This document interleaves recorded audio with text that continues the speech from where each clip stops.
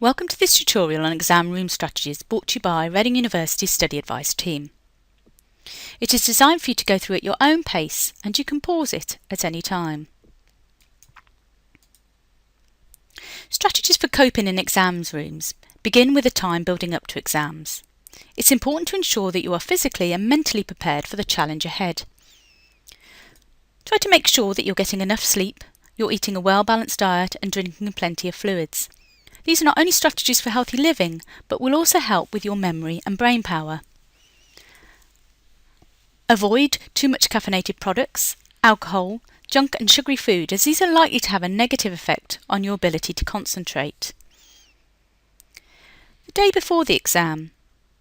It's important that you do what's right for you, but make sure you do get some time to relax. Don't study all day long or feel pressured to do so by others.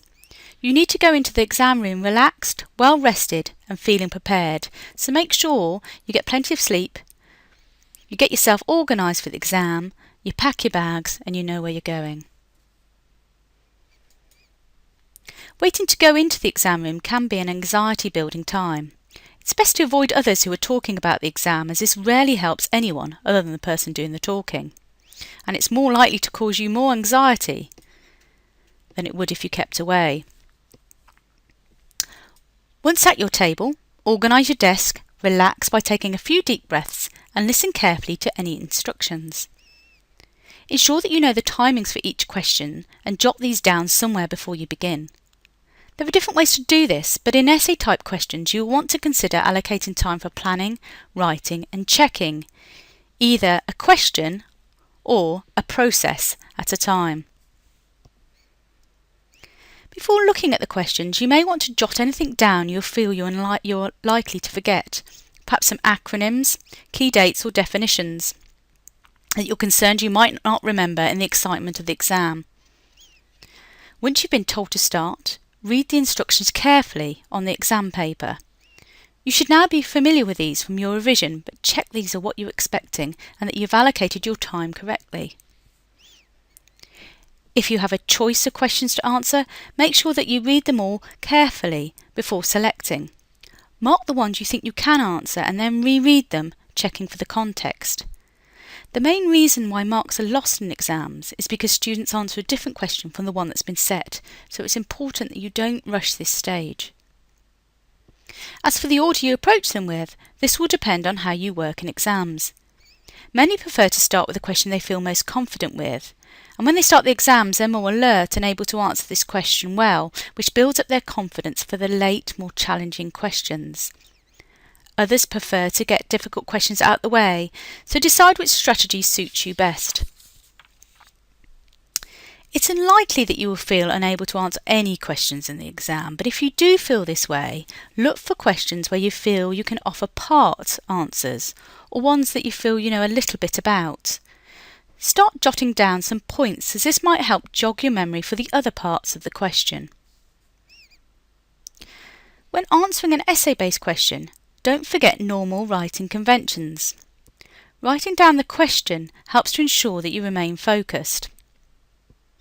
And writing a plan before helps to ensure that your writing has a structure and also helps to stimulate the memory, give you a sense of control.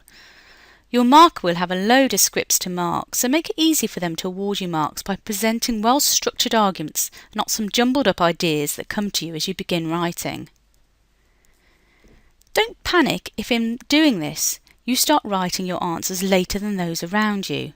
Keep calm and believe in your own strategy. If your mind goes blank within the exam, don't worry, this is not uncommon. Your first aim is to remain calm. Managing your anxiety will help you to think clearly. If you're stuck, move on to another point. Reread the question and jot down some key words, as this might help to trigger your memory. If you feel really anxious, try some calm breathing techniques to bring your anxiety back into control. If you planned your exam timing out in advance, it's unlikely you'll run out of time. But if you do only have a short time left, there's some key things that you could do. Most marks in exams are earned for the basic points and concepts, so make sure you get these down, even if they're in bullet form. You will also want to point out key aspects that you've not managed to cover yet. And if you've written a plan, make sure it is clear, as markers may take this into account if your essay is not complete. Finally, give your paper a quick look over, making sure you have your question numbers clearly marked and all the required details are legible on your paper. When you come out of the exam, you may experience a number of feelings from euphoria right through to exhaustion. If you feel you have failed, don't worry, you probably haven't. It might though help for you to check out the resit policy if this is a genuine, ongoing concern. Try not to brood about what you'd written or what you'd forgotten to write. It's not helpful to you at this stage, and instead try to focus on the points that you did get right. A few days later, it will be helpful to reflect on your experience and think about what you might do differently next time, and then prepare for your next exam.